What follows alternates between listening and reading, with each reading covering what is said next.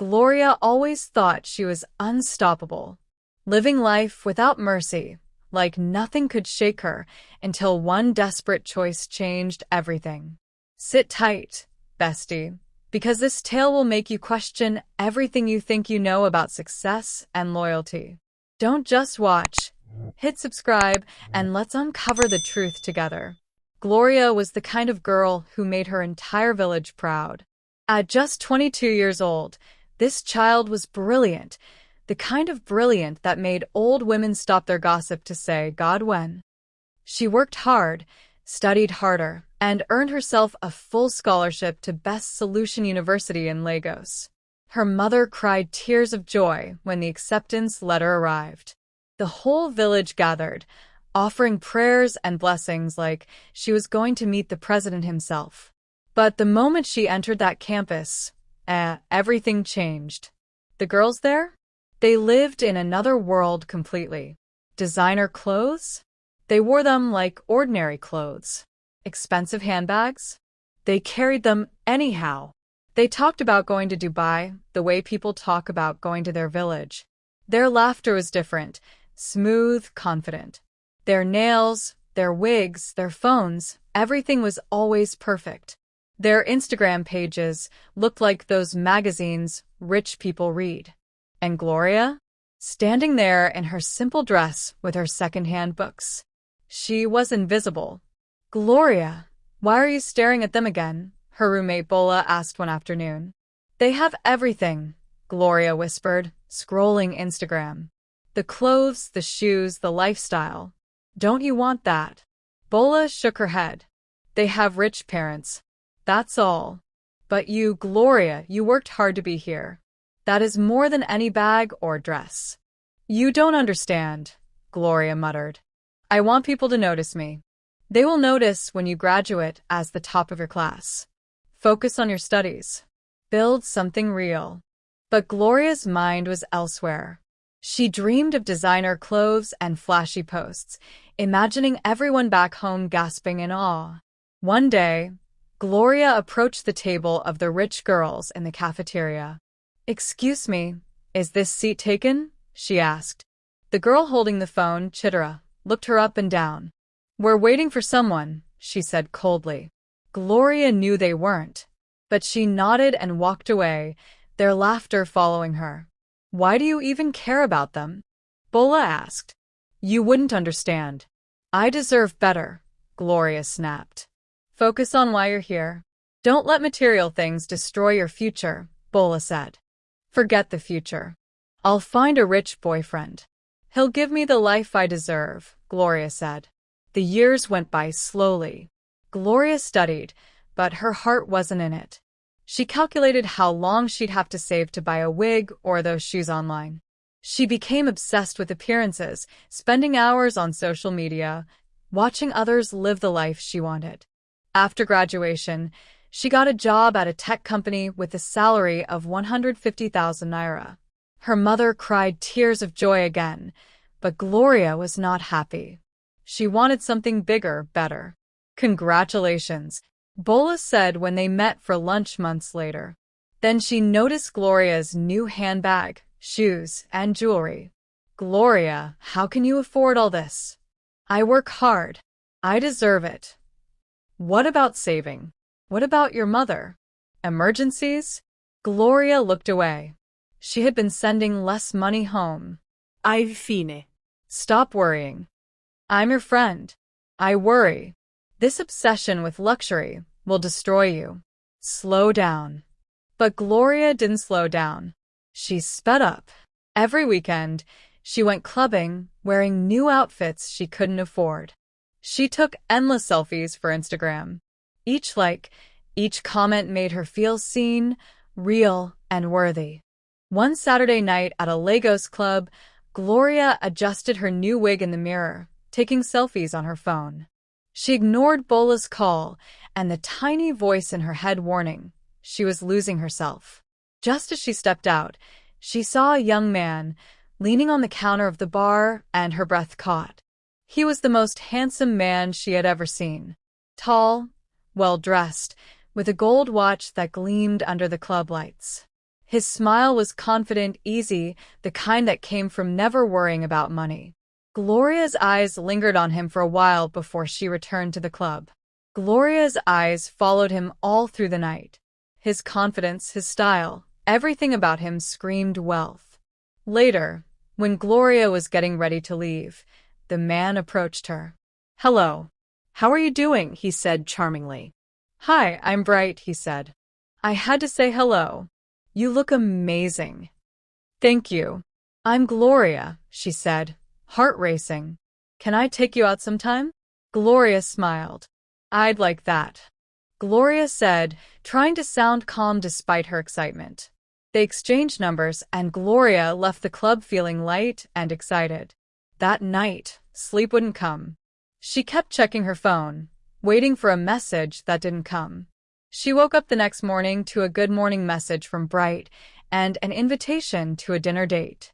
In the evening, Bright picked her up in his sleek black Range Rover. Gloria's breath caught when she saw it. As she slid into the leather seat, she felt like she'd stepped into a different world. He took her to a 5-star restaurant in Lagos, the kind she'd only seen on Instagram. They talked and laughed over expensive wine. Bright shared stories about his import business, his travels to China and Dubai. Gloria listened, captivated, carefully editing her own story to sound more glamorous than it was. And, of course, she took pictures. Every dish, every angle, the elegant decor, her wine glass catching the candlelight. Her phone became an extension of her hand. When he dropped her home that night, Gloria felt like she'd finally arrived. This was it. The life she's been chasing, the world she desperately wants to enter. From that night, they were inseparable. Late-night phone calls that stretched into morning.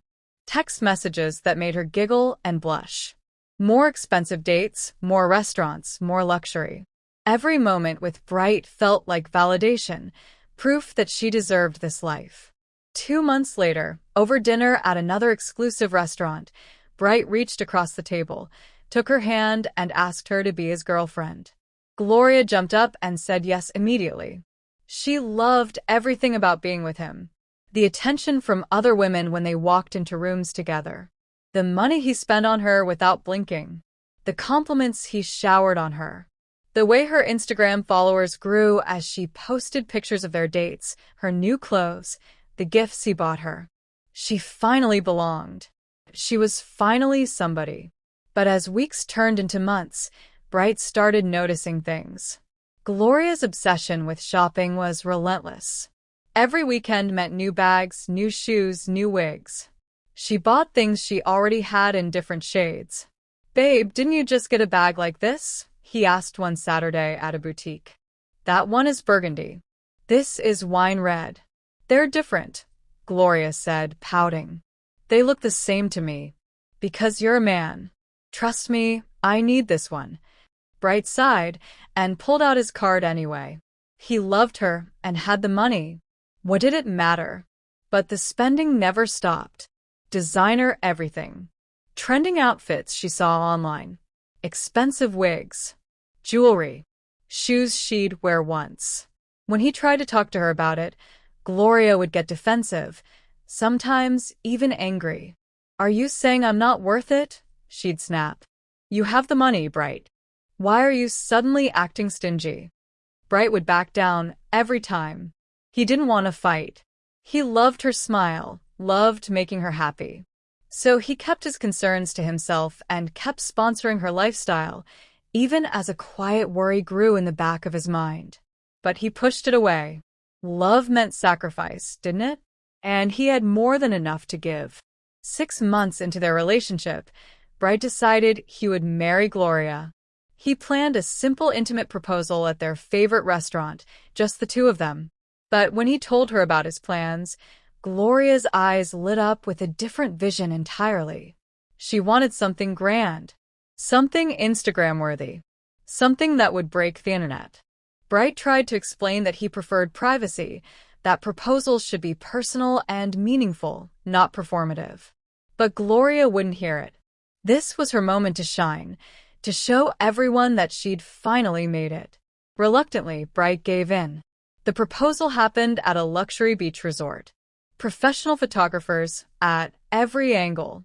A violinist played romantic music. Rose petals formed a path leading to where Bright would kneel. When Bright went down on one knee, Gloria gasped dramatically, her hand flying to her mouth in perfectly practiced surprise. The cameras flashed relentlessly, capturing every angle. Bright squinted against the lights, uncomfortable but trying to smile through it. The moment felt more like a production than a proposal, but Gloria was glowing. The engagement went viral. Thousands of likes, hundreds of comments, shares across multiple platforms. Gloria refreshed her phone obsessively, reading every comment, basking in the attention. Wedding preparations began immediately, and Gloria took complete control. She wanted the biggest, most extravagant wedding Lagos had ever witnessed. She hired the most expensive event planners in the city, the kind who worked with celebrities and politicians. Custom-made wedding gown from a famous designer in Abuja, a live band, and a reception that would cost more than most people earned in 5 years. Bright watched the budget spiral out of control, with growing anxiety. He tried to reason with her, suggesting they scale back, invest some of that money into their future instead. But Gloria wouldn't listen. She wouldn't settle for anything less than perfection. Every time Bright raised concerns, Gloria would cry or get angry, accusing him of not loving her enough, of being cheap, of trying to embarrass her in front of people. Eventually, he stopped arguing. He signed the checks, approved the vendors, and watched his savings go rapidly. But 3 weeks before the wedding, everything changed. Bright had just gotten home from work that day when his phone rang. It was Francis, his business partner. The moment Bright answered, his face went pale. His hands started shaking as he listened. The cargo ship carrying all his goods from China had capsized in a terrible storm.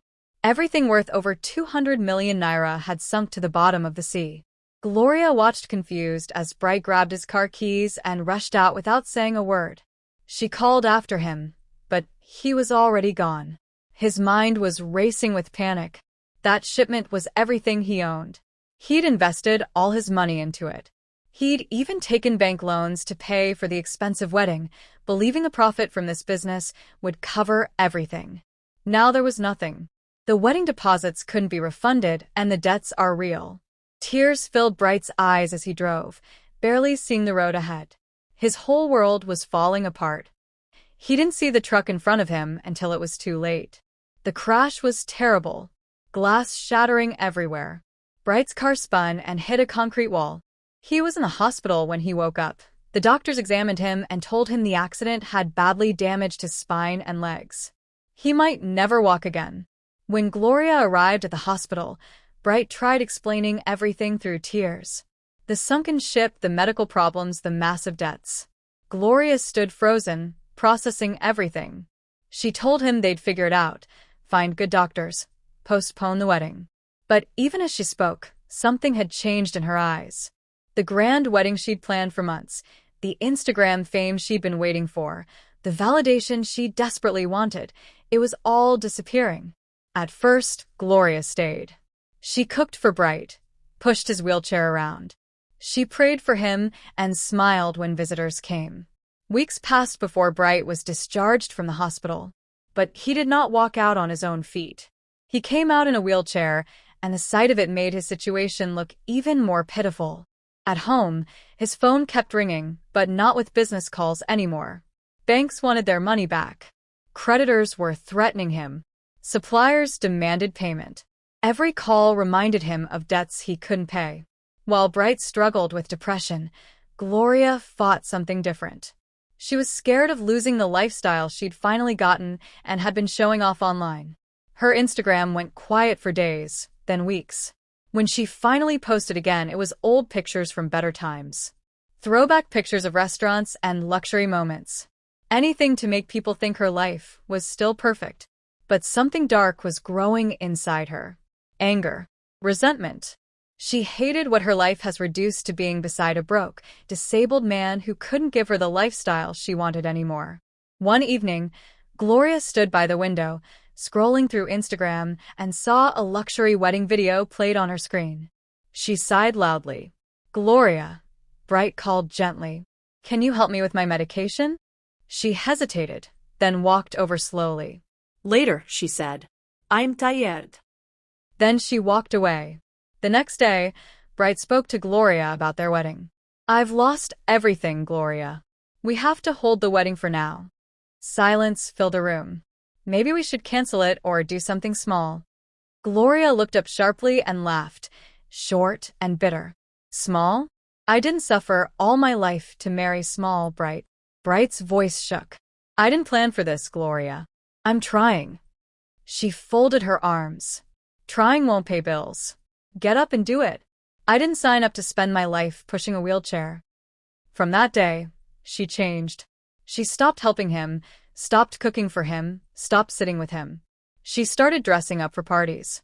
She started coming home late. Sometimes she won't come. When she did, she smelled of perfume and alcohol. New dresses, new wigs, new shoes. One night, Bola came to visit. She looked around the house, then at Bright in the wheelchair, and finally at Gloria, who was lying on the bed taking selfies. "Gloria, can I talk to you?" Bola said quietly. They stepped outside. "What is this I'm seeing?" Gloria rolled her eyes. "Bola, please. I didn't plan this life. This is the man you agreed to marry," Bola said firmly. "He didn't choose this either." "So, what do you want me to do?" Gloria snapped. "Carry him on my head forever?" Bola's voice softened. "I want you to remember who you were. Love is not only for good times." Gloria laughed bitterly. "Love doesn't pay bills," she said, and left her standing outside. Bola stared at her for a long time and just nodded. After a while, she left. Gloria began packing her things after Bola left. Bright followed her in his wheelchair, hands trembling, face pale. He reached for her, desperate, but she moved away, ignoring him. At 9 p.m., a car honks outside. A man stepped into the house. He was older, around 40 years old, with a big round stomach and expensive clothes. He looked at Bright in the wheelchair with quiet pity, then looked away. Gloria grabbed her bag, then pushed Bright's wheelchair backward. Bright fell and hit his body on the floor. He groaned in pain, but Gloria didn't look at him. Instead, she walked straight to the man and kissed him. Right there, in front of Bright. Bright's heart shattered into pieces he could never put back together. "This is Whale," Gloria said coldly. "He's my future. We're getting married soon." Then she walked. Out of Bright's house. Out of his life. Bright laid there on the floor and cried. Broken in every possible way. The pain was everywhere. In his chest, in his soul. Neighbors heard him and rushed him to the hospital that night. When Bright finally gathered strength days later, he called Bola. His voice shook as he explained everything. What Gloria did. How she left. And the new man. Bola's heart broke for him. She tried calling Gloria. Once. Twice. 10 times. But she didn't answer. Gloria had blocked her. She also blocked Bright. Bola sat with Bright in that hospital room and held his hand. "You have to let her go," she said gently. "She was never yours to keep." But letting go wasn't easy. Depression swallowed Bright whole. He lost weight. Stopped eating. Stopped caring.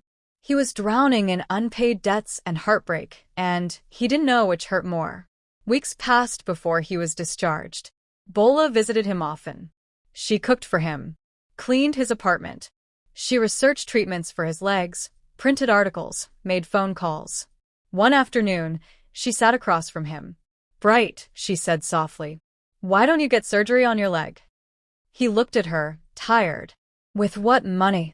"Sell the house," she said. "Start fresh. If you can walk again, you can rebuild everything." For the first time in months, hope stirred in Bright. He sold the house. Bola helped him find a good surgeon. The operation was long and painful, but it worked. For 6 months, Bright went through therapy, pushing himself through everything. And through it all, Bola stayed. Meanwhile, Gloria was everywhere online. New photos. New restaurants. New designer bags.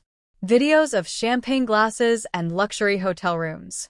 Men's watches flashing in her Instagram stories. 3 months after leaving Bright, she posted a photo holding Whale's hand. The caption read, "When God upgrades you." People whispered in the comments. Wasn't she just engaged to someone else? What happened to that other guy? But Gloria didn't care. She deleted negative comments and kept posting. 6 months later, she got married. The wedding was huge, bigger than anything she planned with Bright. Celebrities posed in her photos. Her custom dress went viral. She flooded Instagram with pictures. Forever starts now. I married my answered prayer. God's timing is perfect. Thousands of people congratulated her, and she replied with love emojis. Bola saw the videos. She shook her head and said quiet prayer for Gloria's soul. Bright watched the videos with pain in his heart. His chest ached, his hands trembled, and for a moment, the world felt like it had collapsed again. But he didn't turn away. He let the images wash over him, let himself feel the hurt. And then slowly he breathed. A calm started to grow inside him, fragile but real. The betrayal still stung, the loss still burned, but he could see clearly now. The truth settled in his heart that Gloria didn't leave because he was in a wheelchair. She left because the money was gone, because she didn't love him, because she loves what he could give her. Bright started his importation business again with the little money he had left after his treatment. Bola saw his determination and gave him her savings. Bright refused at first, but Bola insisted. She told him it was not a gift. It was a loan and an investment in his future. It was not easy. The money was small and the debts were still hanging over his head. But this time, he worked quietly and carefully. No pressure to impress anyone. While Bright was rebuilding his life quietly, Gloria was living in a mansion that looked like a dream, but felt like a cage. At first, everything about Whale's life had excited her. The cars, the money, the endless shopping, the freedom to buy anything she wanted. He gave her his ATM card and told her to enjoy herself. But slowly, strange things began to happen. There were rooms she was not allowed to enter. Questions he refused to answer. Many nights he did not come home. When she called, he wouldn't pick up. When he returned, he showed little interest in her life or her feelings. Whale has a pattern he used. Once every month, Whale would come to her room, apply a black cream on his body before touching her. After that night, Gloria would fall sick. The sickness always lasted 7 days. During those 7 days, Whale won't come home or call. Then he would return on the 7th day when she's recovering and give her his ATM card again. At first, she ignored the signs. The lifestyle was too attractive. The money was too easy. Her social media still showed a perfect life. But as the months passed, the shopping stopped giving her joy. The mansion felt empty. She started remembering Bright and all he did for her. Most times she regretted it, but she would shrug and look at the luxury she now owned. Her life became a painful routine. 1 week of sickness. 3 weeks of loneliness. Then the cycle would begin again. One evening, Whale returned home and found her looking weak and pale. She had been sick for 7 days again, and her strength was almost gone. As she tried to explain how she had been feeling, sudden nausea hit her. She bent forward and vomited blood. Whale didn't say anything. He went inside and brought her a drink from a black bottle and made her drink it. Within minutes, her body became weak and heavy. He carried her into one of the locked rooms and left her there. When Gloria woke up, the pain inside her body was unbearable. Her stomach tightened. Pressure rose in her chest and throat. Then suddenly, she began to vomit again. But this time, it was not blood. It was money. Wet Naira notes poured from her mouth onto the floor. More and more, wave after wave, until the room was scattered with cash. She tried to scream. She tried to stop. Her body would not obey. The door opened. Whale stood there, smiling. He looked at the money on the floor with satisfaction and began to laugh. The sound was cold and frightening. He told her she had given him more money than any woman ever had. Then he gathered the cash and left her there, weak and shaking, unable to even cry. He comes back every day to pack the money. Meanwhile, Gloria's mother has been trying her number for days, but her number was not going through. At first, she thought her daughter was busy enjoying her new life in Lagos. But as the days turned into weeks without hearing from her, worry began to grow in her heart. Mama Gloria left the village for Lagos to look for Gloria herself. But Lagos is a big city, and she did not know Gloria's house. After searching without success, she remembered the name of Gloria's friend, Bola. With the little information she had, she finally located Bola and explained everything to her. Bola was shocked. She had not heard from Gloria for a long time either, and she immediately became worried. Bola called one of her friends, and together they were able to trace Gloria's address.